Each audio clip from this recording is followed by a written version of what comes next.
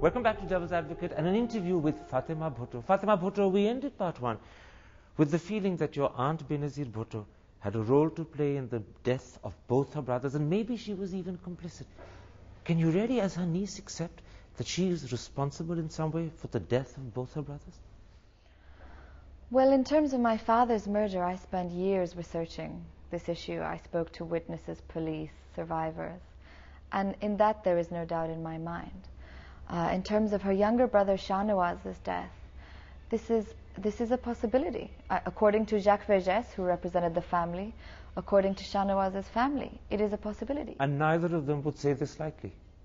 Well, you know, I think what all sides say is that there were certain questions that have never been answered.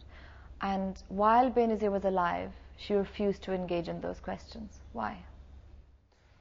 The portrait that emerges of Benazir from your book is not just of an unfeeling, cold, calculating woman, but, to be honest, a person who's capable of great brutality, and maybe, if I can support it, even of great evil.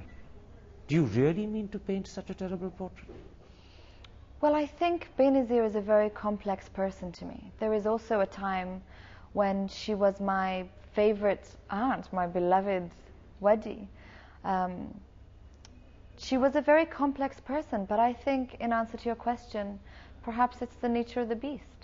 I think power is an overwhelming, transformative, and very often a destructive force. And Benazir was not immune to its powers. Something that emerges is that the closer Benazir came to power,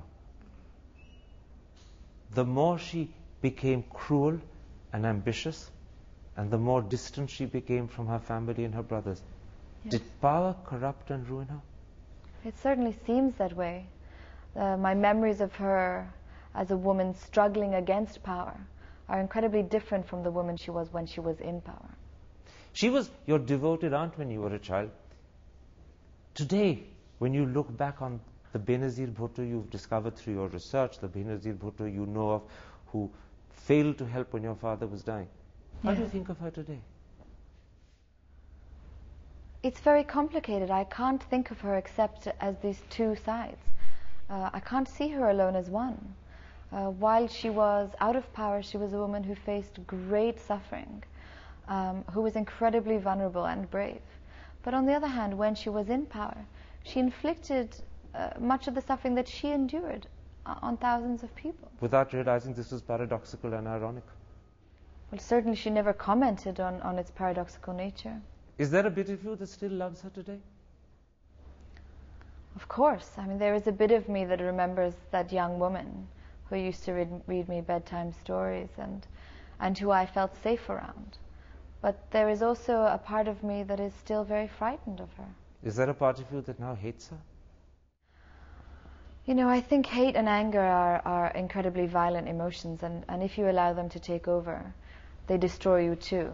And I don't want to give them the power to do that, so no, I don't hate her. The Bhutto family is a large family. You have many cousins, aunts.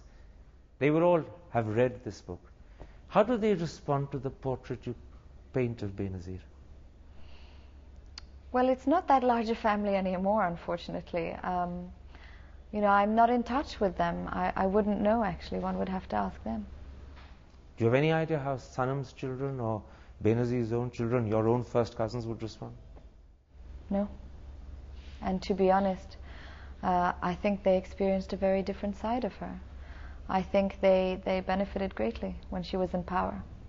Do you think, in a way, by writing this book, you've shared with the world the agony and the trauma you've gone through, but as a result of it, you perhaps have shut a door between yourself and your cousins?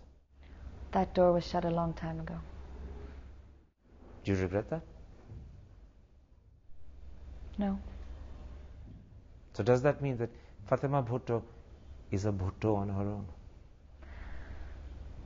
It certainly has felt like that over the last 14 years. You know, we've been denied access to our grandmother repeatedly.